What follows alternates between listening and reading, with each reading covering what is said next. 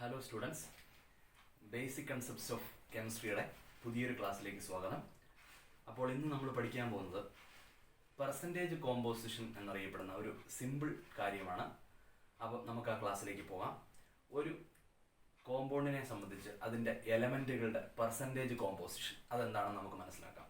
Percentage composition വളരെ ഈസിയായി നമുക്ക് കണ്ടുപിടിക്കാനുള്ള ഒരു ഇക്വേഷൻ ഉണ്ട്. അതിനു മുമ്പിട്ട് പെർസെൻറ്റേജ് കോമ്പോസിഷൻ എന്നുകൊണ്ട് ഉദ്ദേശിക്കുന്നത് ഒരു കോമ്പൗണ്ടിലെ എലമെൻറ്റുകളുടെ ശതമാനം, പെർസെൻറ്റേജ്, മാസ് പെർസെൻറ്റേജ്, അതിനെയാണ് നമ്മൾ പെർസെൻറ്റേജ് കോമ്പോസിഷൻ എന്നുകൊണ്ട് ഉദ്ദേശിക്കുന്നത്.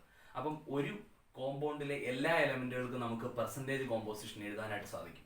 അത് നമുക്ക് പിന്നീട് ഒരു ഉദാഹരണത്തിലൂടെ മനസ്സിലാക്കാം. അപ്പോൾ ആദ്യം നമുക്ക് definition of percentage composition. It is the mass percentage of all the elements in A compound. അതായത് മാസ് പെർസെൻറ്റേജ് ആണ് എല്ലാ എലമെൻറ്റുകളുടെയും, ഒരു കോമ്പൗണ്ടിലെ എല്ലാ എലമെൻറ്റുകളുടെയും മാസ് പെർസെൻറ്റേജിനെയാണ് നമ്മൾ പെർസെൻറ്റേജ് കോമ്പോസിഷൻ എന്നുകൊണ്ട് ഉദ്ദേശിക്കുന്നത്. അപ്പോൾ മോളിക്കുലാർ ഫോർമുല കാൽക്കുലേഷനും എംപിരിക്കൽ ഫോർമുല കാൽക്കുലേഷനും ഒക്കെ നമ്മളെ തുടർന്ന് അങ്ങോട്ട് ഹെൽപ്പ് ചെയ്യാൻ പോകുന്ന ഒരു കാര്യമാണ് ഈ പെർസെൻറ്റേജ് കോമ്പോസിഷൻ എന്ന് പറയുന്നത്. കാരണം പെർസെൻറ്റേജ് കോമ്പോസിഷൻ ഉപയോഗിച്ചുകൊണ്ടാണ് നമ്മൾ മോളിക്കുലാർ ഫോർമുലയിലേക്ക് പോകുന്നത്. അതിൻ്റെ കാൽക്കുലേഷൻ നമ്മൾ പിന്നീട് മനസ്സിലാക്കാം. ഇപ്പോൾ നമുക്ക് പെർസെൻറ്റേജ് കോമ്പോസിഷൻ്റെ കറസ്പോണ്ടിങ് ആയിട്ടുള്ള ഇക്വേഷനിലേക്ക് പോകാം. അപ്പോൾ നോക്കാം, ശ്രദ്ധിക്കാം. പെർസെൻറ്റേജ് കോമ്പോസിഷൻ കണ്ടുപിടിക്കാനായിട്ട് ഇങ്ങനെ ഒരു ഇക്വേഷൻ പറയുന്നു. നമുക്കത് എഴുതാം. Percentage composition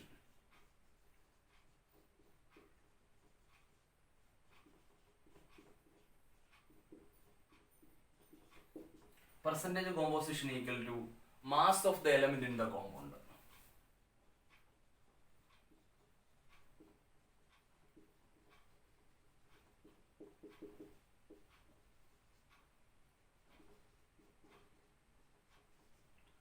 Divided by molar mass of the compound or molecular mass of the compound.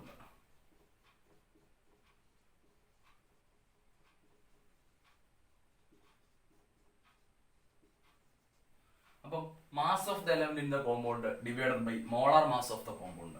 ഇതിനെ പെർസെൻറ്റേജിലാക്കാൻ നമ്മൾ 100 കൊണ്ട് മൾട്ടിപ്ലൈ ചെയ്യും. അപ്പോൾ ഇതാണ് ഇക്വേഷൻ. ഒരു എലമെന്റിന്റെ, ഒരു കോമ്പൗണ്ടിലെ പ്രസന്റ് ആയിരിക്കുന്ന ഒരു എലമെന്റിന്റെ പെർസെൻറ്റേജ് കോമ്പോസിഷൻ കണ്ടുപിടിക്കാനായി ആ എലമെന്റിന്റെ, ആ കോമ്പൗണ്ടിലെ മാസിനെ, mass of the element in the compound divided by molar mass of the compound. Molar mass of the compound എന്ന് പറഞ്ഞാൽ നമുക്ക് മോളിക്കുലർ മാസ് എന്നും പറയാം. എന്നിട്ട് അതിനെ പെർസെൻറ്റേജിലാക്കാൻ വേണ്ടി ഇൻറ്റു 100, ആ ഒരു രീതിയിൽ നമുക്ക് കാൽക്കുലേഷൻ ചെയ്തെടുക്കാം. ഇതിന് ഒരു ഉത്തമ ഉദാഹരണത്തിലേക്ക് പോകാം. ഒരു എക്സാമ്പിൾ എടുത്തു കഴിഞ്ഞാൽ, നമ്മളിപ്പം വാട്ടറിന്റെ കേസ് എടുക്കും. നമുക്കറിയാം ഫോർമുല H2O ആണെന്ന്. 2 ഹൈഡ്രജൻ ആറ്റങ്ങളും ഒരു ഓക്സിജൻ ആറ്റവും ഉണ്ട്. അപ്പൊ ഇവിടെ ഹൈഡ്രജൻ എന്ന് പറഞ്ഞ ആറ്റത്തിന്റെ, ഈ വാട്ടറിൽ 2 ഗ്രാമാണ് അതിന്റെ മാസ് എന്ന് പറയുന്നത്, ഈ കോമ്പൗണ്ടിലെ മാസ് എന്ന് പറയുന്നത്. അതുപോലെ തന്നെ നമുക്ക് വാട്ടറിന്റെ മോളിക്കുലാർ മാസ് അല്ലെങ്കിൽ മോളാർ മാസ് 18 ഗ്രാമാണ്. നമുക്കറിയാം 2 ഗ്രാം ഹൈഡ്രജനും ഓക്സിജന്റെ 16 ആണ്. രണ്ടും കൂടെ കൂട്ടുമ്പോൾ 18 ആവും. അപ്പൊ നമുക്ക് പെർസെൻറ്റേജ് കോമ്പോസിഷൻ നോക്കാം. ഇതിനകത്ത് ഹൈഡ്രജന്റെ പെർസെൻറ്റേജ് കോമ്പോസിഷൻ. അപ്പൊ നമുക്ക് നോക്കാം. Percentage composition of hydrogen, percentage composition of hydrogen equal to, ഇവിടെ ഹൈഡ്രജന്റെ മാസ് എന്ന് പറയുന്നത് 2 ഗ്രാം ആണ്, ഡിവൈഡഡ് ബൈ ഈ വാട്ടറിന്റെ മോളിക്കുലർ വെയിറ്റ് എന്ന് പറയുന്നത് 18 ഗ്രാം ആണ്. വളരെ എളുപ്പത്തിൽ നമുക്ക് കണ്ടുപിടിക്കാം. ഈ ഒരു ഡിവിഷനെ നമ്മൾ 100 കൊണ്ട് മൾട്ടിപ്ലൈ ചെയ്യുന്നു. അപ്പൊ നമുക്ക് വളരെ ഈസി ആയിട്ട് ഈ പെർസെൻറ്റേജ് കോമ്പോസിഷനിലേക്ക് പോകാം. ഏകദേശം 11.11% ഇതിലേക്കാണ് ഹൈഡ്രജന്റെ പെർസെൻറ്റേജ് കോമ്പോസിഷൻ പോകുന്നത്. അപ്പം വാട്ടർ എന്ന് പറഞ്ഞ കോമ്പൗണ്ടിൽ ഹൈഡ്രജൻ എന്ന് പറഞ്ഞ എലമെന്റിന്റെ PC means percentage composition equal to, വാട്ടറിൽ ഹൈഡ്രജൻ 2 ഗ്രാം ഉണ്ട്. വാട്ടറിന്റെ മോളിക്കുലർ മാസ് നമുക്കറിയാം 18 ഗ്രാം ആണ്. ഇൻറ്റു 100 ചെയ്യുമ്പോൾ 11.11% എന്ന് കിട്ടും. So 11.11% is the percentage composition of hydrogen in water. അതുപോലെ തന്നെ നമുക്ക് ഓക്സിജന്റെ പെർസെൻറ്റേജ് വളരെ എളുപ്പത്തിൽ കണ്ടെത്താം. അപ്പോൾ നമ്മൾ percentage composition of oxygen equal to, percentage composition of oxygen equal to, ഇവിടെ നമുക്കറിയാം ഓക്സിജന്റെ ഭാരം എന്ന് പറയുന്നത് 16 ഗ്രാം ആണ്. വാട്ടറിന്റെ മോളിക്കുലർ വെയിറ്റ് എന്ന് പറയുന്നത് 18 ഗ്രാം ആണ്. ഇൻറ്റു 100 ഏകദേശം 88.88%. ഇതാണ് ഇതിന്റെ പെർസെൻറ്റേജ് കോമ്പോസിഷൻ. അപ്പോൾ നമുക്ക് പറയാം 88.88%. It is the percentage composition of oxygen in water. അപ്പൊ ഇതൊരു ചെറിയ ഉദാഹരണം എടുത്ത് നമ്മൾ മനസ്സിലാക്കിയതാണ്. അപ്പം പെർസെൻറ്റേജ് കോമ്പോസിഷൻ വളരെ എളുപ്പത്തിൽ നമുക്ക് കണ്ടെത്താം. ഇങ്ങനെ ഈ പെർസെൻറ്റേജ് കോമ്പോസിഷൻ, ഇപ്പൊ ഹൈഡ്രജന്റെ പെർസെൻറ്റേജ് കോമ്പോസിഷൻ, ഓക്സിജന്റെ പെർസെൻറ്റേജ് കോമ്പോസിഷൻ, ഇങ്ങനെ എലമെന്റുകളുടെ പെർസെൻറ്റേജ് കോമ്പോസിഷൻ അറിയാമെങ്കിൽ നമുക്ക് മോളിക്കുലാർ ഫോർമുല ഡിറൈവ് ചെയ്തെടുക്കാൻ പറ്റും. ആ കാൽക്കുലേഷൻ ആണ് നമ്മൾ ഇനി ചെയ്യാൻ പോകുന്നത്. അപ്പൊ മനസ്സിലാക്കണം, it is very important. By knowing the percentage composition we can easily calculate the molecular formula of a compound. അപ്പോൾ ഇത്രയും മനസ്സിലാക്കാം. അപ്പോൾ പെർസെൻറ്റേജ് കോമ്പോസിഷൻ എന്ന് പറഞ്ഞാൽ ഒരു കോമ്പൗണ്ടിന്റെ എലമെന്റുകളുടെ മാസ് പെർസെൻറ്റേജിനെയാണ് നമ്മൾ പെർസെൻറ്റേജ് കോമ്പോസിഷൻ എന്ന് പറയുന്നത്. അതിനെ ഈ ഇക്വേഷൻ ഉപയോഗിച്ചുകൊണ്ട് നമുക്ക് ചെയ്തെടുക്കാൻ പറ്റും. Percentage composition equal to mass of the element in the compound divided by molar mass of the compound into 100. അതിന് ഉദാഹരണമായിട്ട് നമുക്ക് വാട്ടർ എങ്ങനെ ചെയ്തെടുക്കാം. ഇതുപോലെ എല്ലാ കോമ്പൗണ്ടുകളുടെ കാര്യവും നമുക്ക് ഇതുപോലെ അതിനകത്തുള്ള എലമെന്റുകളുടെ പെർസെൻറ്റേജ് കോമ്പോസിഷൻ ഇതേ രീതിയിൽ തന്നെ നമുക്ക് കണ്ടെത്താം. അപ്പോൾ വ്യക്തമായിട്ട് പഠിക്കുക, മനസ്സിലാക്കുക. ഓക്കെ, ഇനി നമുക്കിവിടെ എംപിരിക്കൽ ഫോർമുല, മോളിക്കുലർ ഫോർമുല കാൽക്കുലേഷനുമായിട്ട് ബന്ധപ്പെട്ട വളരെ പ്രധാനപ്പെട്ട കുറേ ആശയങ്ങൾ സംസാരിക്കാനുണ്ട്. അപ്പം നിങ്ങളുടെ എക്സാമിനേഷൻ ഏറ്റവും പ്രധാനപ്പെട്ട കാര്യങ്ങളിൽ ഒന്നാണിത്. നിങ്ങൾ നന്നായിട്ട് മനസ്സിലാക്കേണ്ടിയിരിക്കുന്ന ഒരു ടോപ്പിക്കാണ്. നമ്മൾ ഇവിടെ അത് ചർച്ച ചെയ്യാൻ പോകുന്നു. അപ്പം എംപിരിക്കൽ ഫോർമുല എന്താണ് എന്ന് മനസ്സിലാക്കണം. അത് കഴിഞ്ഞ് നമ്മൾ മോളിക്കുലർ ഫോർമുലയിലേക്ക് പോകുന്നു. അത് കഴിഞ്ഞ് നമ്മൾ 2 ചോദ്യം ഇതുമായിട്ട് അനുബന്ധിച്ച് ഇവിടെ തന്നെ ചെയ്യുന്നു. അപ്പം ആ കാര്യങ്ങൾ വ്യക്തമായിട്ട് അതിൽ മനസ്സിലാക്കാം. അപ്പോൾ ആദ്യമേ നമ്മൾ മനസ്സിലാക്കുന്നു എന്താണ് എംപിരിക്കൽ ഫോർമുല. എംപിരിക്കൽ ഫോർമുല എന്തുകൊണ്ട് ഉദ്ദേശിക്കുന്നു. അപ്പം നമ്മളൊരു കോമ്പൗണ്ട് എടുക്കുന്നു. ആ കോമ്പൗണ്ടിന്റെ ഒരു മോളിക്കുലർ ഫോർമുല നമ്മൾ എടുത്തു വെച്ചിരിക്കുന്നു. അപ്പോൾ ആ മോളിക്കുലർ ഫോർമുല, അപ്പം അതിന് തൊട്ട് മുമ്പ് നമ്മൾ പറയേണ്ട ഒരു സിംപ്ലസ്റ്റ് ഫോർമുലയാണ് ഈ എംപിരിക്കൽ ഫോർമുല എന്ന് പറയുന്നത്. അപ്പോൾ എംപിരിക്കൽ ഫോർമുലയിൽ നിന്നാണ് നമ്മൾ മോളിക്കുലർ ഫോർമുലയിലേക്ക് എത്തിച്ചേരുന്നത്. അപ്പോൾ എംപിരിക്കൽ ഫോർമുല എന്ന് പറഞ്ഞാൽ it is the simplest formula which gives the ratio of atoms of various elements in A molecule. ഒരു മോളിക്യൂളിലെ പലതരത്തിലുള്ള എലമെന്റുകളുടെ ആറ്റങ്ങൾ തമ്മിലുള്ള സിംപ്ലസ്റ്റ് റേഷ്യോ, ചെറിയ റേഷ്യോനെയാണ് നമ്മൾ അത് തരുന്ന ഇക്വേഷനെയാണ് നമ്മൾ എംപിരിക്കൽ ഫോർമുല കൊണ്ട് ഉദ്ദേശിക്കുന്നത്. അപ്പം ഞാൻ ചെറിയൊരു ഉദാഹരണം പറയാം. എംപിരിക്കൽ ഫോർമുല നമുക്കറിയാം. ഗ്ലൂക്കോസിന്റെ മോളിക്കുലർ ഫോർമുല നമുക്കറിയാം. ഞാനിവിടെ ഗ്ലൂക്കോസിന്റെ എംപിരിക്കൽ ഫോർമുല കാണിക്കാൻ പോവുകയാണ്. The empirical formula of glucose CH2O. ഇതാണ് ഗ്ലൂക്കോസിന്റെ എംപിരിക്കൽ ഫോർമുല എന്ന് പറയുന്നത്. ഈ എംപിരിക്കൽ ഫോർമുലയിൽ നിന്ന് കാർബൺ 1, ഹൈഡ്രജൻ 2 ആണെന്ന് മനസ്സിലാക്കാം, ഓക്സിജൻ 1. അപ്പം 1:2:1 എന്ന് പറഞ്ഞ ഒരു സിംപ്ലസ്റ്റ് റേഷ്യോയിലേക്ക് നമുക്ക് എത്തിച്ചേരാം. ഇതാണ് CH2O എന്ന് പറയുന്നതാണ് ഗ്ലൂക്കോസിന്റെ എംപിരിക്കൽ ഫോർമുല. നമുക്കറിയാം ഗ്ലൂക്കോസിന്റെ മോളിക്കുലർ ഫോർമുല നമ്മൾ എഴുതുമ്പം C6H12O6 എന്ന് നമുക്ക് മോളിക്കുലർ ഫോർമുല എഴുതാൻ പറ്റും. ഇവിടെ ഞാൻ ആദ്യം എഴുതിയിരിക്കുന്നത് എംപിരിക്കൽ ഫോർമുലയാണ്. അപ്പൊ ഈ എംപിരിക്കൽ ഫോർമുലയിൽ നിന്ന് ഒരു കാര്യം മനസ്സിലാക്കാം. ഗ്ലൂക്കോസിന്റെ കാർബണും ഹൈഡ്രജനും ഓക്സിജനും 1:2:1 എന്ന അംശബന്ധം അല്ലെങ്കിൽ റേഷ്യോ, ഈ ഒരു റേഷ്യോയിൽ എക്സിസ്റ്റ് ചെയ്യുന്നു. 1:2:1 എന്ന് പറഞ്ഞ റേഷ്യോയിൽ എക്സിസ്റ്റ് ചെയ്യുന്നു. അപ്പൊ CH2 it is the empirical formula of glucose. അതുപോലെ തന്നെ നമുക്ക് C6H12O6 ഇതാണ് ഗ്ലൂക്കോസിന്റെ മോളിക്കുലർ ഫോർമുല. ഈ എംപിരിക്കൽ ഫോർമുലയിൽ നിന്നാണ് നമ്മൾ പെർസെൻറ്റേജ് കോമ്പോസിഷൻ ഒക്കെ ഉപയോഗിച്ചുകൊണ്ട് മോളിക്കുലർ ഫോർമുലയിലേക്ക് എത്തിച്ചേരുന്നത്. അപ്പൊ മനസ്സിലാക്കാം C6H12O6. അപ്പൊ ഈ മോളിക്കുലർ ഫോർമുല എന്താണ് നമുക്ക് തരുന്ന ഐഡിയ. മോളിക്കുലർ ഫോർമുല എന്ന് പറഞ്ഞാൽ it gives the actual number of atoms present in A molecule of the substance. ആ സബ്സ്റ്റൻസിൽ പ്രസന്റ് ആയിരിക്കുന്ന എലമെന്റുകളുടെ കൃത്യമായിട്ട് ആക്ച്വൽ നമ്പർ ഓഫ് ആറ്റംസ്, എത്ര കൃത്യമായിട്ട് എത്ര ആറ്റങ്ങൾ അതിന്റെ മോളിക്കുലർ ഫോർമുലയിലുണ്ട്. ഇവിടെ നമുക്ക് മനസ്സിലാക്കാം 6 carbon atom, 12 hydrogen atom, 6 oxygen atom. അപ്പം ഗ്ലൂക്കോസിന്റെ ഒരു മോളിക്കുലർ ഫോർമുലയിൽ വളരെ കൃത്യമായിട്ട് മോളിക്കുലർ ഫോർമുല കണ്ടാൽ നമുക്ക് മനസ്സിലാക്കാം 6 carbon atom, 12 hydrogen atom, 6 oxygen atom. അപ്പം മോളിക്കുലർ ഫോർമുല നമ്മളെ പഠിപ്പിക്കുന്നത് ഒരു സബ്സ്റ്റൻസിന്റെ ഒരു മോളിക്യൂളിൽ കൃത്യമായിട്ട് എത്ര ആറ്റങ്ങളുണ്ട് എന്നാണ്. പക്ഷേ എംപിരിക്കൽ ഫോർമുല തരുന്നത് അതൊരു സിംപ്ലസ്റ്റ് ഫോർമുലയാണ്. ആ എംപിരിക്കൽ ഫോർമുല ഉപയോഗിച്ചുകൊണ്ട് ഒരു സബ്സ്റ്റൻസിന്റെ ഒരു മോളിക്യൂൾ എടുത്താൽ അതിനകത്തുള്ള ഡിഫറെന്റ് എലമെന്റുകളുടെ ആറ്റങ്ങളുടെ സിംപ്ലസ്റ്റ് റേഷ്യോ ആണ് ഇത് തരുന്നത്. അപ്പം എംപിരിക്കൽ ഫോർമുലയും മോളിക്കുലർ ഫോർമുലയും വ്യത്യാസമാണ്. എംപിരിക്കൽ ഫോർമുലയിൽ നിന്നാണ് നമ്മൾ മോളിക്കുലർ ഫോർമുലയിലേക്ക് എത്തിച്ചേരുന്നത്. അപ്പം ഈ ഗ്ലൂക്കോസിന്റെ ഉദാഹരണത്തിൽ നമ്മളത് വ്യക്തമായിട്ട് പറഞ്ഞിട്ടുണ്ട്. ഇനി അടുത്തൊരു സ്റ്റെപ്പ്, എങ്ങനെ നമുക്ക് എംപിരിക്കൽ ഫോർമുല അറിയാമെങ്കിൽ മോളിക്കുലർ ഫോർമുലയിലേക്ക് എത്തിച്ചേരാം. അത് വളരെ പ്രധാനപ്പെട്ട ഒരു ഇക്വേഷൻ ആണ്. നമ്മളിവിടെ മനസ്സിലാക്കണം, എംപിരിക്കൽ ഫോർമുല അറിയാമെങ്കിൽ അതിനെ ഒരു കോൺസ്റ്റന്റ് കൊണ്ട് മൾട്ടിപ്ലൈ ചെയ്താലാണ് നമുക്കിവിടെ മോളിക്കുലർ ഫോർമുലയിലേക്ക് എത്തിച്ചേരാൻ പറ്റുന്നത്. അപ്പൊ നമുക്ക് ഇങ്ങനെ ഒരു ഇക്വേഷൻ എഴുതാം. മോളിക്കുലർ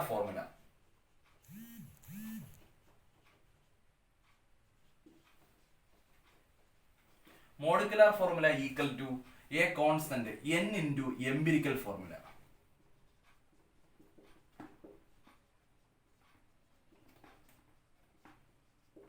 അപ്പം ഇതാണ് ഇക്വേഷൻ എന്ന് പറയുന്നത്. വളരെ സിമ്പിൾ ഇക്വേഷൻ ആണ്. അതായത് എംപിരിക്കൽ ഫോർമുലയെ ഒരു കോൺസ്റ്റന്റ് കൊണ്ട് മൾട്ടിപ്ലൈ ചെയ്യുന്നു. n ഒരു കോൺസ്റ്റന്റ് ആണ്. n എങ്ങനെ കണ്ടുപിടിക്കാമെന്ന് അടുത്ത സ്റ്റെപ്പിൽ പറഞ്ഞുതരാം. ആ കോൺസ്റ്റന്റ് കൊണ്ട് എംപിരിക്കൽ ഫോർമുലയെ മൾട്ടിപ്ലൈ ചെയ്യുന്നു. അപ്പോൾ നമുക്ക് മോളിക്കുലർ ഫോർമുല ലഭിക്കുന്നു. ഈ n എന്ന് പറഞ്ഞ കോൺസ്റ്റന്റ് എങ്ങനെ ലഭിക്കുന്നു എന്ന് ചോദിച്ചാൽ, ഈ മോളിക്യൂളിന്റെ യഥാർത്ഥ മോളിക്കുലർ മാസിനെ എംപിരിക്കൽ ഫോർമുലയിൽ നിന്നുള്ള മാസ് കൊണ്ട് ഡിവൈഡ് ചെയ്യുന്നു. അപ്പം കോമ്പൗണ്ടിന്റെ മോളാർ മാസ് ഓഫ് ദ കോമ്പൗണ്ടിന്റെ മോളാർ മാസിനെ എംപിരിക്കൽ ഫോർമുല മാസ് കൊണ്ട് ഡിവൈഡ് ചെയ്യുന്നു.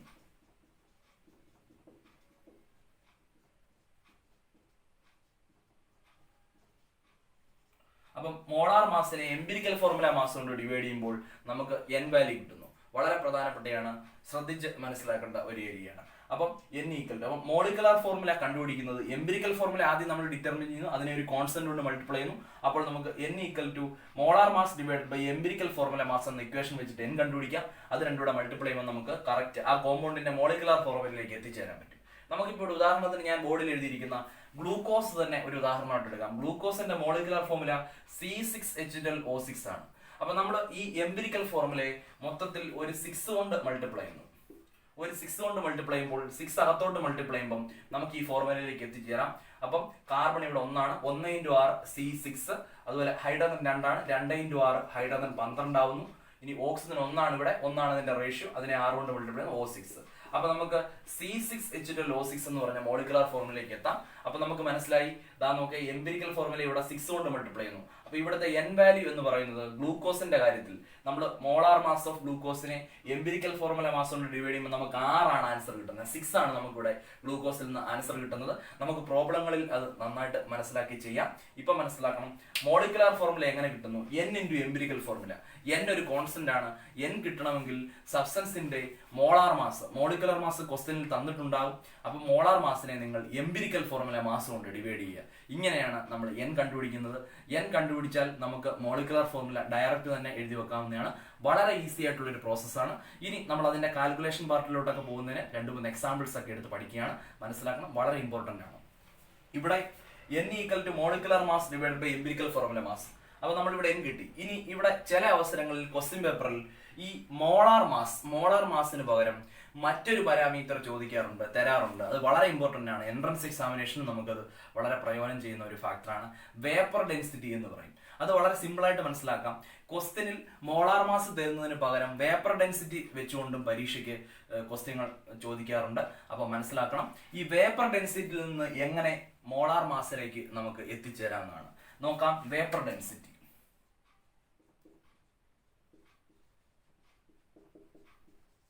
വേപ്പർ ഡെൻസിറ്റിയെ നമ്മൾ 2 കൊണ്ട് മൾട്ടിപ്ലൈ ചെയ്യുമ്പോൾ നമുക്ക് മോളാർ മാസ് ലഭിക്കുന്നു. അപ്പം ചോദ്യത്തിൽ വേപ്പർ ഡെൻസിറ്റി ആണ് തന്നിരിക്കുന്നതെങ്കിൽ ഇപ്പം 10 ആണ്, ചുമ്മാ ഒരു എക്സാമ്പിൾ, 10 വേപ്പർ ഡെൻസിറ്റി തന്നിട്ടെങ്കിൽ 20 ആണ് അതിന്റെ മോളാർ മാസ് എന്ന് പറയുന്നത്, കോമ്പൗണ്ടിന്റെ മോളാർ മാസ്. അങ്ങനെ മോളാർ മാസ് അറിയെങ്കിൽ മാത്രമേ നമുക്ക് n കണ്ടുപിടിക്കാൻ പറ്റൂ. അപ്പൊ ക്വസ്റ്റ്യനിൽ ഒരു ഇച്ചിരിയും കൂടെ കാര്യങ്ങൾ ഡെപ്ത് ആയിട്ട് മനസ്സിലാക്കണം. തന്നിരിക്കുന്നത് വേപ്പർ ഡെൻസിറ്റി ആണെങ്കിൽ മോളാർ മാസ് അതിനകത്ത് നിന്ന് കണ്ടെത്തുന്നത് തന്നിരിക്കുന്ന വേപ്പർ ഡെൻസിറ്റിയെ 2 കൊണ്ട് മൾട്ടിപ്ലൈ ചെയ്താൽ നമുക്ക് മോളാർ മാസ് കിട്ടും. അപ്പൊ മനസ്സിലാക്കാം, മോളിക്കുലർ മാസിന്റെ പകുതി എന്ന് വേണമെങ്കിൽ വേപ്പർ ഡെൻസിറ്റിയെ പറയാം ഒരു സബ്സ്റ്റൻസിന്റെ. അപ്പൊ വേപ്പറിന്റെ ഡെൻസിറ്റി, ആ സബ്സ്റ്റൻസ് വേപ്പർ ആകുമ്പോൾ വേപ്പർ ഡെൻസിറ്റി ആണ് ഉദ്ദേശിക്കുന്നത്. അപ്പൊ പകുതി എന്നുള്ളൊരു കൺസെപ്റ്റ് ആണ്. അല്ലെങ്കിൽ നമുക്ക് പറയാം വേപ്പർ ഡെൻസിറ്റിയെ 2 കൊണ്ട് മൾട്ടിപ്ലൈ ആയാൽ നമുക്ക് മോളാർ മാസിലേക്ക് വളരെ ഈസി ആയിട്ട് എത്തിച്ചേരാം. ഈ രീതിയിൽ നമുക്ക് n കണ്ടുപിടിക്കാം. n അറിയാമെങ്കിൽ മോളിക്കുലർ ഫോർമുല നമുക്ക് വളരെ ഈസി ആയിട്ട് ഈ ഒരു ഐഡിയയിലൂടെ മനസ്സിലാക്കാം. അപ്പോൾ നമ്മൾ ഡിസ്കസ് ചെയ്തുകൊണ്ടിരുന്നത് എന്താണ് എംപിരിക്കൽ ഫോർമുല, എന്താണ് മോളിക്കുലർ ഫോർമുല. എംപിരിക്കൽ ഫോർമുല കൊണ്ട് ഉദ്ദേശിക്കുന്നത് it is the simplest formula which gives the ratio of atoms of all the elements in A molecule. അപ്പം ഒരു എലമെന്റിലെ ഒരു മോളിക്യൂൾ എടുത്തിട്ട് അതിൻ്റെ അകത്ത് എലമെന്റുകളുടെ ആറ്റങ്ങളുടെ സിംപ്ലസ്റ്റ് റേഷ്യോ നമ്മൾക്ക് പറഞ്ഞു തരുന്ന ഫോർമുലയാണ് എംപിരിക്കൽ ഫോർമുല. പക്ഷേ മോളിക്കുലർ ഫോർമുല നമുക്ക് പറഞ്ഞു തരുന്നത് ആ ഒരു സബ്സ്റ്റൻസിൽ അല്ലെങ്കിൽ ആ സബ്സ്റ്റൻസിലെ ഒരു മോളിക്യൂളിലെ ആറ്റങ്ങൾക്കകത്തുള്ള കറക്റ്റ് ആയിട്ടുള്ള ആറ്റങ്ങളുടെ എണ്ണം, അവരുടെ എക്സാക്ട് നമ്പറാണ് നമുക്ക് മോളിക്കുലർ ഫോർമുല തരുന്ന ഐഡിയ എന്ന് പറയുന്നത്. അപ്പൊ നമുക്ക് ഈ രീതിയിൽ അവരെ എല്ലാം പരസ്പരം കണക്ട് ചെയ്യാൻ പറ്റും. വളരെ നന്നായിട്ട് മനസ്സിലാക്കുക. നമുക്ക് ഇതിനെ അതിന്റെ കാൽക്കുലേഷൻ പാർട്ടിലേക്ക് 1-2 ഉദാഹരണങ്ങൾ പറഞ്ഞുകൊണ്ട് എങ്ങനെ നമുക്ക് എംപിരിക്കൽ ഫോർമുലയും മോളിക്കുലർ ഫോർമുലയും കണ്ടെത്താം എന്നാണ് നമ്മൾ ഇനി ശ്രദ്ധിക്കാൻ പോകുന്നത്. അപ്പം ഓക്കെ, അപ്പൊ നമുക്ക് empirical formula molecular formula calculation ഒരു ഉദാഹരണത്തിലൂടെ കടന്നു പോകാം. അപ്പൊ ഇതിനകത്ത് ആദ്യമായിട്ട് നമുക്ക് ഒരു ക്വസ്റ്റ്യൻ ഉള്ളത്, ഒരു എലമെന്റിന്റെ അല്ലെങ്കിൽ ഒരു കോമ്പൗണ്ടിന്റെ കാർബൺ ഹൈഡ്രജൻ 2 എലമെന്റുകൾ ആ കോമ്പൗണ്ടിൽ ഉണ്ടെന്ന് പറയുന്നു. അതിന്റെ പെർസെന്റേജ് കോമ്പോസിഷൻ നമ്മളെ തന്നിരിക്കുന്നു. സപ്പോസ് ഇങ്ങനെയാണ്, ഇത്ര ഡാറ്റ നമ്മളെ തന്നിരിക്കുന്നു. നമ്മൾ ചോദ്യത്തിലേക്ക് കടക്കുകയാണ്. അപ്പൊ അതിൽ ഒരു കോമ്പൗണ്ട് നമ്മളെ തന്നിരിക്കുന്നു. അതിനകത്ത് കാർബണും ഹൈഡ്രജനും ഉണ്ടെന്ന് അവർ വ്യക്തമായിട്ട് പറയുന്നു. കാർബൺ ഏകദേശം 80%, അതുപോലെ തന്നെ ബാക്കി 20% ഹൈഡ്രജൻ എന്നും പറഞ്ഞിരിക്കുന്നു. അപ്പം ആ ഒരു കോമ്പൗണ്ടിൽ 2 എലമെന്റുകളുണ്ട്. അവരുടെ പെർസെന്റേജ് കോമ്പോസിഷൻ ക്വസ്റ്റ്യനിൽ പറഞ്ഞിരിക്കുന്നു. അവിടെ നമുക്ക് മറ്റൊരു കാര്യം തന്നിട്ടുണ്ട്. ഈ കാർബണും ഹൈഡ്രജനും തമ്മിൽ ചേർന്നുണ്ടാകുന്ന കോമ്പൗണ്ടിന്റെ മോളിക്കുലാർ മാസ് അല്ലെങ്കിൽ മോളാർ മാസ് എന്ന് പറയുന്നത് 30 ആണെന്ന് ക്വസ്റ്റ്യനിൽ പറഞ്ഞിട്ടുണ്ട്. ഇത്രയും ഡേറ്റാസ് ആണ് ക്വസ്റ്റ്യനിൽ തന്നിരിക്കുന്നതെന്നിരിക്കട്ടെ. നോർമലി നിങ്ങളുടെ പരീക്ഷകൾക്ക് ഇങ്ങനെയുള്ള സംഭവങ്ങളായിരിക്കും തരുന്നത്. മോളാർ മാസ് ക്വസ്റ്റ്യനിൽ തന്നിട്ടുണ്ടാവും. പെർസെന്റേജ് കോമ്പോസിഷൻ എത്ര എലമെന്റുകളുണ്ടോ അവരുടെ എല്ലാം പെർസെന്റേജ് കോമ്പോസിഷൻ ക്വസ്റ്റ്യൻ തന്നിരിക്കും. അപ്പം from this molar mass and percentage composition of the corresponding elements we can easily find out the molecular formula. അപ്പം നമുക്ക് ഈസി ആയിട്ട് മോളിക്കുലാർ ഫോർമുല കണ്ടെത്താം. അതാണ് ഞാൻ ഇവിടെ ചെയ്യിപ്പിക്കുന്നത്. അപ്പൊ ഈ ചോദ്യത്തിൽ കാർബൺ 80%, ഹൈഡ്രജൻ 20%. അപ്പൊ ആ കോമ്പൗണ്ടിൽ 2 എലമെന്റുകളേ ഉള്ളൂ. അപ്പൊ ഇവർ തമ്മിൽ ചേർന്ന് കാർബണും ഹൈഡ്രജനും ചേർന്ന് ഈ ഒരു കോമ്പോസിഷനിൽ ഉണ്ടാകുന്ന കോമ്പൗണ്ടിന്റെ മോളിക്കുലാർ ഫോർമുലയാണ് നമ്മൾ കണ്ടെത്തുന്നത്. അപ്പൊ നമ്മൾ നേരത്തെ പഠിച്ച ഇക്വേഷൻ എല്ലാം നമ്മളിവിടെ സഹായിക്കും. അപ്പൊ ആദ്യം നമ്മൾ ചെയ്യുന്നു, തന്നിരിക്കുന്ന എലമെന്റുകളെ നമ്മൾ ഒരു ടാബുലാർ ഫോമിൽ രേഖപ്പെടുത്തുന്നു. അപ്പൊ എലമെന്റ്സ് ആണ് ആദ്യം വരുന്നത്. അപ്പം എലമെന്റ് അത് കാർബൺ ആദ്യം തന്നിരിക്കുന്നു, പിന്നെ ഹൈഡ്രജൻ. ഏത് ഓർഡറിൽ എടുത്താലും പ്രശ്നമില്ല, കാർബൺ ഹൈഡ്രജൻ. അവരുടെ പെർസെന്റേജ് ആണ് അടുത്തത്. അടുത്ത കോളത്തിൽ അവരുടെ തന്നിരിക്കുന്ന പെർസെന്റേജ് ആണ്. കാർബൺ 80% എന്ന് തന്നിട്ടുണ്ട്, ഹൈഡ്രജൻ 20% എന്ന് തന്നിട്ടുണ്ട്. ഇതാണ് ചോദ്യം. ആ ചോദ്യത്തിൽ നിന്നുള്ള കാര്യങ്ങൾ എടുത്തെഴുതുന്നു. ഇനി നമുക്കറിയാം പെർസെന്റേജ് നമ്മൾ എഴുതി. അതുപോലെ ഇവരുടെ ഇസഡ് എന്ന് പറഞ്ഞാൽ അറ്റോമിക് മാസ് എ ആണ് നമ്മളിവിടെ അടുത്ത് എഴുതുന്നത്. Atomic mass A. അപ്പൊ അടുത്ത കോളത്തിൽ അപ്പൊ എലമെന്റ് കിട്ടി, പെർസെന്റേജ് കിട്ടി. അടുത്ത അവരുടെ അറ്റോമിക് മാസ് ആണ്. കാർബൺ നമുക്കറിയാം 12 ആണ് അറ്റോമിക് മാസ്, ഹൈഡ്രജൻ നമുക്കറിയാം 1 ആണ് അറ്റോമിക് മാസ്. അടുത്തത് നമ്മൾ ഇനി ചെയ്യാൻ പോകുന്നത് ഈ പെർസെന്റേജിനെ അറ്റോമിക് മാസ് കൊണ്ട് എ കൊണ്ട് ഡിവൈഡ് ചെയ്യും. അപ്പൊ പെർസെന്റേജ് ഞാൻ ഇങ്ങനെ റെപ്രസെന്റ് ചെയ്യുന്നു, percentage divided by atomic mass. ഇങ്ങനെ ഒരു കാൽക്കുലേഷൻ ആണ് നമ്മൾ എപ്പോഴും നമ്മൾ ഇങ്ങനെ ചെയ്യുന്നു, percentage divided by atomic mass. അപ്പൊ നമ്മളിവിടെ ഇതിനകത്ത് നമുക്ക് വളരെ ഈസി ആയിട്ട് അത് ചെയ്തെടുക്കാൻ പറ്റും. 80-12. അപ്പൊ 80നെ നമ്മൾ 12 കൊണ്ട് ഡിവൈഡ് ചെയ്യുന്നു. അതുപോലെ തന്നെ 20യെ നമ്മൾ 1 കൊണ്ട് ഡിവൈഡ് ചെയ്യുന്നു. അപ്പൊ ഏകദേശം നമുക്ക് 80 ഡിവൈഡ് ബൈ 12 6.67 എന്ന ആൻസർ കിട്ടുന്നു. 20 ഡിവൈഡ് ബൈ 1 20 തന്നെ നമുക്ക് ആൻസർ കിട്ടും. അപ്പൊ നമ്മൾ ആദ്യം എലമെന്റ് എഴുതി, അതിന്റെ കറസ്പോണ്ടിങ് പെർസെന്റേജ് ക്വസ്റ്റനിൽ തന്നെ ഉണ്ട്. അതുപോലെ അതിന്റെ അറ്റോമിക് മാസ് എ എന്ന് പറഞ്ഞാൽ അറ്റോമിക് മാസും ഇസഡ് അറ്റോമിക് നമ്പറുമാണ് നമുക്കറിയാം. എ അറ്റോമിക് മാസ് കാർബണിന്റെ 12 അറിയാം, ഹൈഡ്രജന്റെ 1 അറിയാം. അപ്പൊ നമ്മൾ ഈ കിട്ടിയ പെർസെന്റേജിനെ അറ്റോമിക് മാസ് കൊണ്ട് ഡിവൈഡ് ചെയ്യുന്നു അടുത്ത കോളത്തിൽ. ഇനി നമ്മൾ ചെയ്യുന്നു സിംപ്ലസ്റ്റ് അറ്റോമിക് റേഷ്യോ ആണ് നമ്മൾ അടുത്ത് മനസ്സിലാക്കുന്നത്. ഇതിൽ നിന്ന് നമ്മൾ സിംപ്ലസ്റ്റ് അറ്റോമിക് റേഷ്യോയിലേക്ക് പോകുന്നു.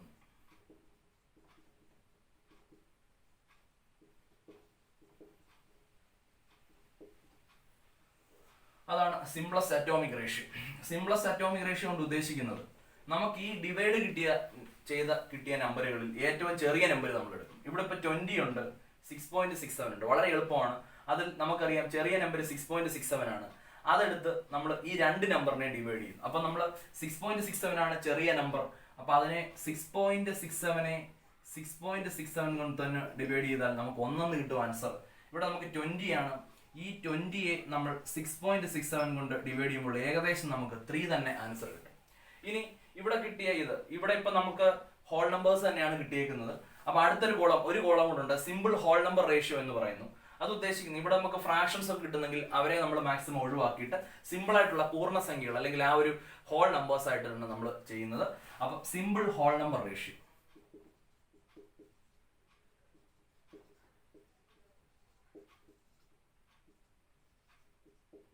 അപ്പം അടുത്ത കോളം എന്ന് പറഞ്ഞാൽ സിമ്പിൾ ഹോൾ നമ്പർ റേഷ്യോ ആണ്. ഈ നമ്പറുകളെ നമ്മൾ ഒന്നും കൂടെ അങ്ങ് എടുത്തെഴുതുകയാണ്. അവിടെ നമുക്ക് ഫ്രാക്ഷൻസ് ഒന്നുമില്ല. അപ്പം നമുക്ക് 1 തന്നെയാണ്, 3 തന്നെയാണ്. അപ്പൊ 3.2 എന്നൊക്കെ പറഞ്ഞു വരികയാണെങ്കിൽ 3 എന്ന് നമ്മൾ അപ്രോക്സിമേറ്റ് ചെയ്യുന്നു. അപ്പൊ അങ്ങനെ നമ്മൾ ഫ്രാക്ഷൻസ് ഒക്കെ ഒഴിവാക്കിയിട്ടാണ് ഏറ്റവും അവസാനത്തെ column simple whole number ratio. ഇങ്ങനെ നമ്മൾ പല കോളം ബേസിൽ ഇതിനെ തരംതിരിച്ചാണ് കാര്യങ്ങളെ ചെയ്യുന്നത്. അപ്പൊ എലമെന്റുകളെ ആദ്യം എഴുതി. കാർബണും ഹൈഡ്രജനും തന്നിട്ടുണ്ട്, അവരുടെ പെർസെന്റേജ് തന്നിട്ടുണ്ട്. നമുക്കറിയാം അവരുടെ അറ്റോമിക് മാസ് എന്ന് പറഞ്ഞാൽ കാർബണിന്റെ 12ഉം ഹൈഡ്രജന്റെ 1 അപ്പൊ ആദ്യത്തെ കാൽക്കുലേഷൻ എന്ന് പറഞ്ഞാൽ തന്നിരിക്കുന്ന പെർസെന്റേജിനെ അവരുടെ അറ്റോമിക് മാസ് കൊണ്ട് ഡിവൈഡ് ചെയ്യുന്നു. Percentage divide by atomic mass. അപ്പൊ നമുക്ക് കറസ്പോണ്ടിങ് ആയിട്ട് 6.67ഉം 20യും കിട്ടുന്നു. ഇനി അടുത്ത കോളം വളരെ ശ്രദ്ധയോടെ നോക്കണം. സിംപ്ലസ്റ്റ് അറ്റോമിക് റേഷ്യോ ആണ്. സിംപ്ലസ്റ്റ് അറ്റോമിക് റേഷ്യോ എന്ന് പറഞ്ഞാൽ ഈ ഡിവൈഡ് ചെയ്ത് കിട്ടിയ നമ്പറിൽ ഏറ്റവും ചെറുത് ഏതാണെന്ന് നോക്കുന്നു. ഇവിടെ നമ്മൾ 20 ഉണ്ട്, 6.67 ഉണ്ട്. 6.67 കൊണ്ട് രണ്ടുപേരെയും ഡിവൈഡ് ചെയ്താൽ 6.67 കൊണ്ട് തന്നെ ഡിവൈഡ് ചെയ്താൽ 1 ആൻസർ കിട്ടുന്നു. 20യെ 6.67 കൊണ്ട് ഡിവൈഡ് ചെയ്യുമ്പോൾ 3 ആൻസർ കിട്ടുന്നു. ഇത് ഫ്രാക്ഷൻസ് ഒന്നും അല്ലാത്തതുകൊണ്ട് നമ്മൾ അവരെ സിമ്പിൾ ഹോൾ നമ്പർ റേഷ്യോ ആയിട്ട് പരിഗണിച്ച് അപ്പുറത്തെ കോളത്തിൽ അതിനെ എടുത്തെഴുതുന്നു. അപ്പൊ നമുക്ക് ഈസി ആയിട്ട് എംപിരിക്കൽ ഫോർമുല എങ്ങനെ കണ്ടുപിടിക്കാമെന്ന് മനസ്സിലാക്കാം. ഇതാ നോക്കാം. സിംപിളസ്റ്റ് ഹോൾ നമ്പർ റേഷ്യോ കിട്ടിയാൽ അപ്പൊ കാർബൺ 1ഉം ഹൈഡ്രജൻ 3ഉമാണ് നമുക്ക് സിംപിളസ്റ്റ് ഹോൾ നമ്പർ റേഷ്യോ കിട്ടിയത്. അപ്പൊ ഒരു സംശയവും വേണ്ട, ഇതിന്റെ എംപിരിക്കൽ ഫോർമുല therefore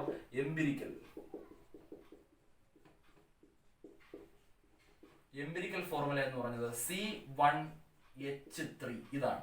കാരണം കാർബൺ 1ഉം ഹൈഡ്രജൻ 3ഉമാണ്. ഈ കിട്ടിയ സിമ്പിൾ ഹോൾ നമ്പർ റേഷ്യോയിൽ നിന്ന് നമുക്ക് എംപിരിക്കൽ ഫോർമുല എഴുതി ഉണ്ടാക്കാം. അല്ലെങ്കിൽ എംപിരിക്കൽ ഫോർമുല ഈ രീതിയിലാണ് കണ്ടുപിടിക്കുന്നത്. ഇനി കാര്യങ്ങൾ വളരെ എളുപ്പമാണ്. നമുക്ക് CH3 എന്ന് എഴുതി എംപിരിക്കൽ ഫോർമുല CH3 എന്ന് കിട്ടി. ഇനി നമുക്ക് മോളിക്കുലർ ഫോർമുലയിലേക്ക് പോകണം. മോളിക്കുലർ ഫോർമുലയിലേക്ക് പോകുന്നതിന് മുമ്പിട്ട് ഈ എംപിരിക്കൽ ഫോർമുലയ്ക്ക് മുമ്പിട്ട് നമ്മൾ n കണ്ടുപിടിക്കുന്നു. n എന്ന് പറഞ്ഞ കോൺസ്റ്റന്റ് നമ്മൾ ആദ്യത്തെ സെക്ഷനിൽ അത് പറഞ്ഞിട്ടുണ്ട്. n കണ്ടുപിടിക്കാനായിട്ട് നമുക്കറിയാം തന്നിരിക്കുന്ന മോളാർ മാസ്, അവിടെയാണ് നമുക്ക് ഈ മോളാർ മാസിന്റെ ഉപയോഗം വരുന്നത്.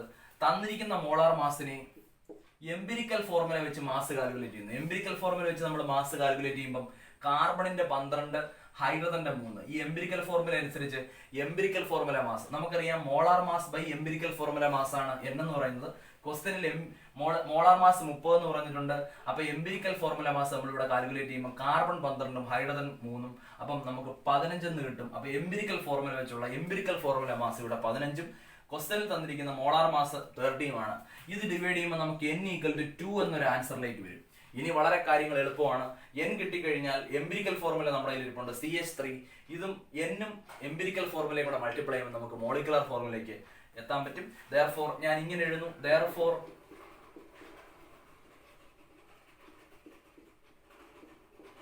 Molecular formula equal to n into empirical formula. n ഇവിടെ 2 ആണ്. 2 ഇൻറ്റു എംപിരിക്കൽ ഫോർമുല CH3 ആണ്. അപ്പൊ നമ്മൾ മൾട്ടിപ്ലൈ ചെയ്തെടുക്കുമ്പോൾ C2H6 ഇതിലേക്ക് വരാൻ പറ്റും. അപ്പൊ C2H6 ആണ് നമ്മളുടെ കോമ്പൗണ്ട് എന്ന് മനസ്സിലാക്കാം. കോമ്പൗണ്ടിന്റെ മോളിക്കുലർ ഫോർമുല C2H6 ഈഥേൻ എന്ന് മനസ്സിലാക്കാം. C2H6. അപ്പൊ നമ്മൾ ഈ ഒരു രീതിയിലൂടെ കാൽക്കുലേഷനിലൂടെ ഒരു കോമ്പൗണ്ടിന്റെ എംപിരിക്കൽ ഫോർമുലയും മോളിക്കുലർ ഫോർമുലയും നമുക്ക് വളരെ എളുപ്പത്തിൽ കണ്ടുപിടിക്കാം. ഈ ടാബുലർ കോളം മനസ്സിലായവർക്ക് വളരെ ഈസി ആയിട്ട് ഇത് ചെയ്യാം. ഈ മോളാർ മാസിന്റെ സ്ഥാനത്ത് ചില അവസരങ്ങളിൽ വേപ്പർ ഡെൻസിറ്റി തരാറുണ്ട്. അപ്പം തന്നിരിക്കുന്ന വേപ്പർ ഡെൻസിറ്റി 2 കൊണ്ട് മൾട്ടിപ്ലൈ ചെയ്ത് മോളാർ മാസ് കണ്ടുപിടിക്കുക. അപ്പൊ വളരെ കീ സ്റ്റെപ്പുകളാണ് ഇതെല്ലാം. വളരെ ഈസി ആയിട്ട് നമുക്ക് ഇത് ചെയ്യാൻ പറ്റണം. ഈ എലമെന്റിന് ഒരു കോളം വേണം, പെർസെന്റേജ്, അതുപോലെ തന്നെ അവരുടെ അറ്റോമിക് മാസ്. പെർസെന്റേജിനെ അറ്റോമിക് മാസ് കൊണ്ട് ഡിവൈഡ് ചെയ്യുന്നു. അതിലെ ചെറിയ നമ്പർ കൊണ്ട് നമ്മൾ എല്ലാ നമ്പറുകളെയും ഡിവൈഡ് ചെയ്യുന്നു. അപ്പൊ അത് സിംപ്ലസ്റ്റ് അറ്റോമിക് റേഷ്യോ ആയി മാറും. ഇത് ഫ്രാക്ഷൻസ് ഉണ്ടെങ്കിൽ അതൊക്കെ ഒഴിവാക്കി നമ്മൾ ഹോൾ നമ്പേഴ്സ് ആയിട്ടാണ് അടുത്ത കോളത്തിലേക്ക് പോകുന്നത്. അപ്പൊ അത് 1ഉം 3ഉം ഇവിടെ ഇപ്പം 1ഉം 3ഉം കറക്റ്റ് ആയിട്ട് തന്നെ കിട്ടി. അവിടെ അതുകൊണ്ട് അതങ്ങോട്ട് എടുത്തെഴുതുന്നു. ഇവിടെ നമുക്ക് ചെറിയ ഫ്രാക്ഷൻസ് ഒക്കെ ഇതിന്റെ കൂടെ ഉണ്ടെങ്കിൽ അതിനെല്ലാം അവോയ്ഡ് ചെയ്ത് പൂർണ്ണസംഖ്യകളായിട്ട് കറക്റ്റ് ഹോൾ നമ്പേഴ്സ് ആയിട്ട് മാത്രമേ നമ്മൾ എഴുതാറുള്ളൂ. ആ രീതിയിൽ നമുക്ക് എംപിരിക്കൽ ഫോർമുല കണ്ടുപിടിക്കാം. CH3 എന്നാണ്. കാർബൺ 1ഉം കിട്ടി, ഹൈഡ്രജൻ 3ഉം കിട്ടി. അപ്പൊ CH3 എന്നുള്ളത് അപ്പൊ n കണ്ടുപിടിക്കുന്നു. അതായത് തന്നിരിക്കുന്ന മോളിക്കുലർ മാസിനെ നമ്മൾ എംപിരിക്കൽ ഫോർമുല മാസ് കൊണ്ട് എഴുതുമ്പോൾ n കിട്ടുന്നു. n കിട്ടിക്കഴിഞ്ഞാൽ മോളിക്കുലർ ഫോർമുല കിട്ടാനായിട്ട് n-നെ എംപിരിക്കൽ ഫോർമുല കൊണ്ട് മൾട്ടിപ്ലൈ ചെയ്യുന്നു. അപ്പൊ നമുക്ക് ഇവിടെ C2H6 എന്ന് കിട്ടിയിട്ടുണ്ട്. വളരെ ഈസിയായി ഈ കാൽക്കുലേഷൻ ചെയ്തെടുക്കാം. നന്നായിട്ട് പഠിക്കുക, ഒന്ന് ചെയ്ത് നോക്കാം. ഓക്കെ, നമുക്കിവിടെ മറ്റൊരു ചോദ്യത്തിലേക്ക് പോകാം.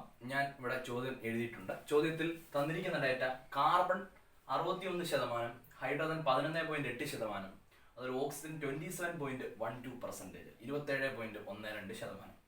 അവിടെ ക്വസ്റ്റനിൽ വേപ്പർ ഡെൻസിറ്റി 59 എന്ന് പറഞ്ഞിട്ടുണ്ട്. ഇത്രയും കാര്യങ്ങളാണ് ക്വസ്റ്റനിൽ പറഞ്ഞിരിക്കുന്നത്. നമ്മൾ മോളിക്കുലർ ഫോർമുല, എംപിരിക്കൽ ഫോർമുലയും മോളിക്കുലർ ഫോർമുലയും കണ്ടത് അതാണ്. ഞാൻ നേരത്തെ വരച്ച അതേ കോളംസ് ഇവിടെ പറഞ്ഞിട്ടുണ്ട്. ആദ്യം എലമെന്റ്, കാർബൺ, ഹൈഡ്രജൻ, ഓക്സിജൻ, പിന്നെ അവരുടെ പെർസെന്റേജ്, അതുപോലെ അറ്റോമിക് മാസ് അല്ലെങ്കിൽ മാസ് നമ്പർ എന്ന് പറഞ്ഞാൽ മതി, A എന്ന് കൊടുക്കാം. പെർസെന്റേജ് ബൈ അറ്റോമിക് മാസ് അടുത്ത കോളത്തിൽ, പിന്നെ simplest atomic ratio, simplest whole number ratio. അപ്പൊ നമുക്ക് നോക്കാം. തന്നിരിക്കുന്ന ഡേറ്റാസ് നമുക്കൊന്ന് എഴുതാം. കാർബൺ അതിന്റെ പെർസെന്റേജ് ക്വസ്റ്റനിൽ പറഞ്ഞിട്ടുണ്ട് 61%, ഹൈഡ്രജൻ 11.8%, അതുപോലെ ഓക്സിജൻ ക്വസ്റ്റനിൽ പറഞ്ഞിട്ടുണ്ട് 27.12%. ഇത്രയും പറഞ്ഞിട്ടുണ്ട്. അറ്റോമിക് മാസ് നമുക്കറിയാം. കാർബണിന്റെ അറ്റോമിക് മാസ് അല്ലെങ്കിൽ അറ്റോമിക് നമ്പർ എന്നുള്ളത് 12 ആണ്, ഹൈഡ്രജന്റെ 1 ആണ്, ഓക്സിജന്റെ നമുക്കറിയാം 16 ആണ്. ഇത്രയും കാര്യങ്ങൾ നമുക്കറിയാം അവരുടെ അറ്റോമിക് മാസ് എന്ന് പറയുന്നത്.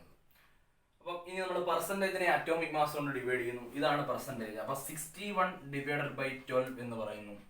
അത് നമ്മൾ കാൽക്കുലേറ്റ് ചെയ്യുന്നു. ഏകദേശം 5.08 എന്ന് പറഞ്ഞൊരു വാല്യൂയിലേക്ക് നമുക്ക് വരുന്നു.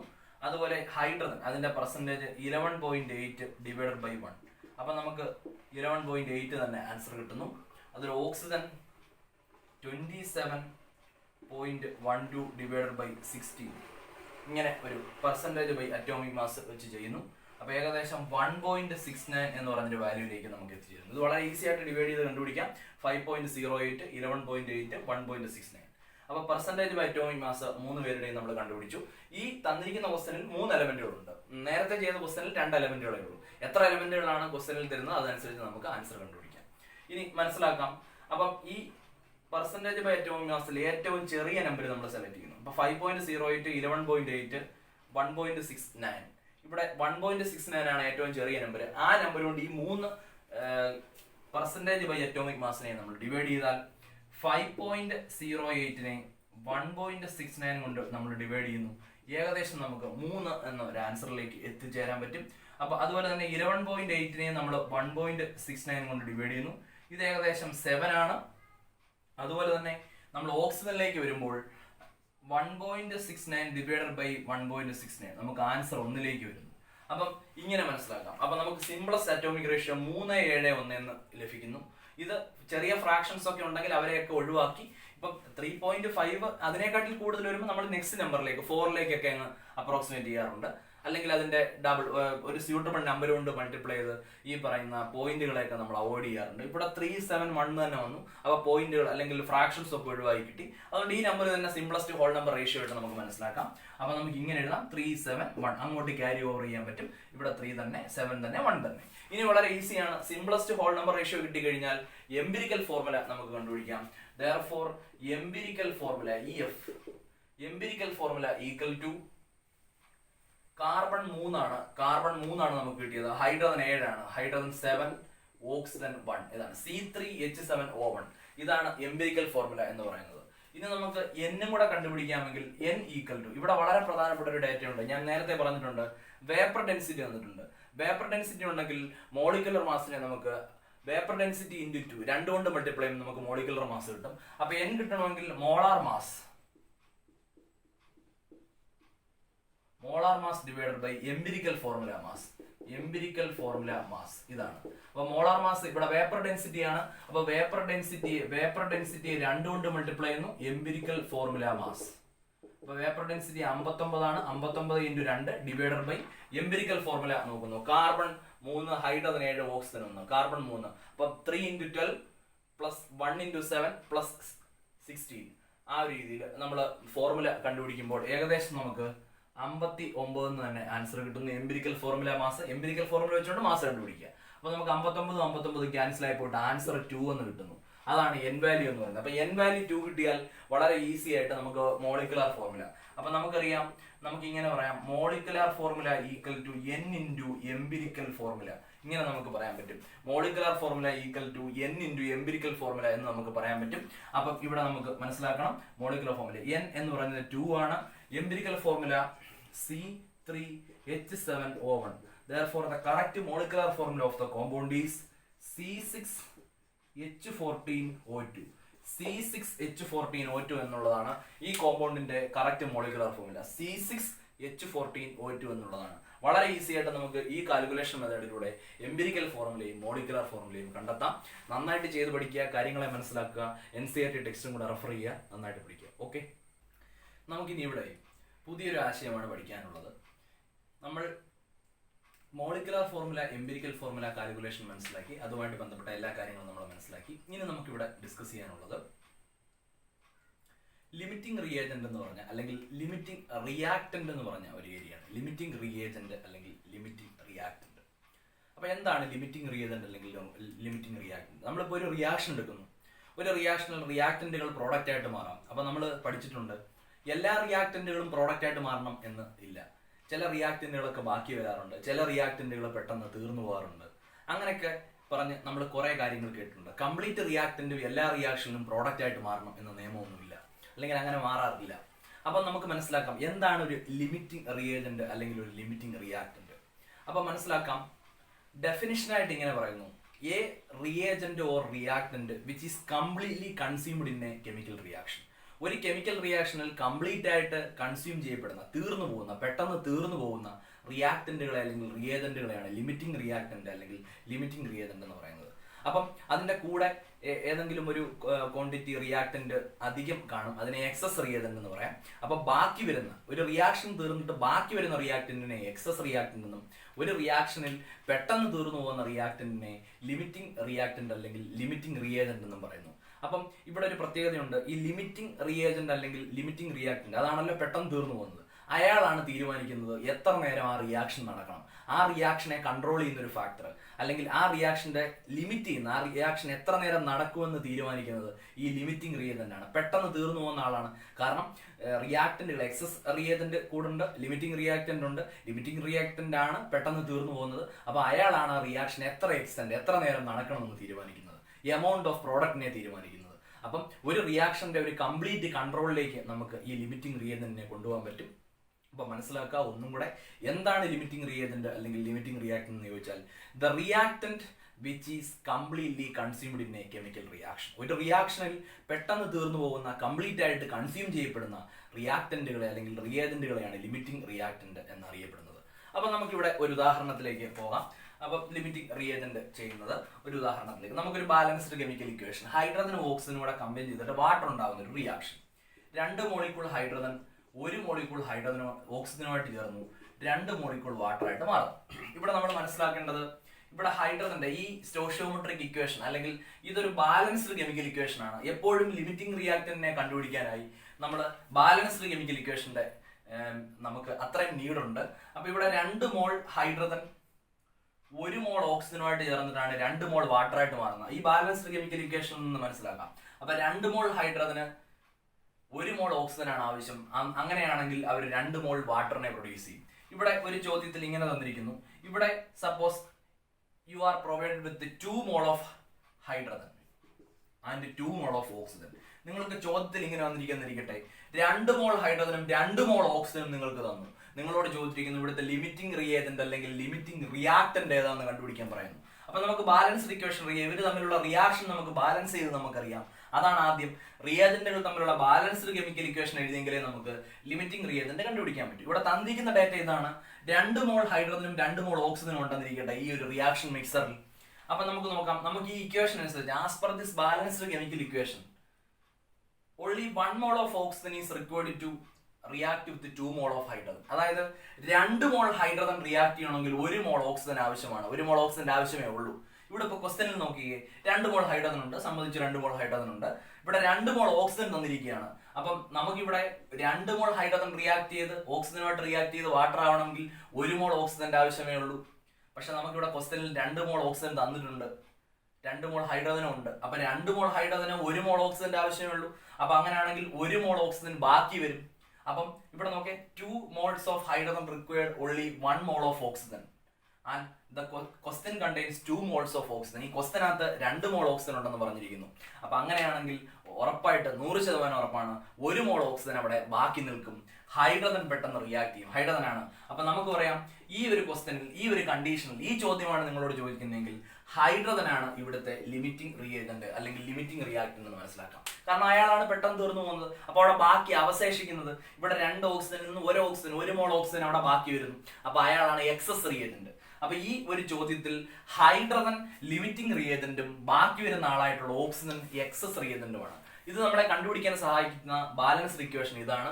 അപ്പൊ എപ്പോഴും ലിമിറ്റിംഗ് റിയേജന്റുകളുടെ പ്രോബ്ലം ചെയ്യുമ്പോൾ നമുക്ക് ബാലൻസ്ഡ് കെമിക്കൽ ഇക്വേഷൻ ഒരു അനിവാര്യ ഘടകമാണ്, വളരെ പ്രധാനപ്പെട്ട കാര്യമാണ്. അപ്പം ഇതൊന്ന് മനസ്സിലാക്കാം. ഇവിടെ ഈ പ്രസന്റ് ക്വസ്റ്റനിൽ ഈ ചോദ്യത്തിൽ ഹൈഡ്രജൻ ലിമിറ്റിംഗ് റിയേജന്റും ഓക്സിജൻ എക്സസ് റിയേജന്റുമാണ്. അധികം വരുന്ന റിയേജന്റിനെ എക്സസ് റിയേജന്റ് എന്ന് പറയാം.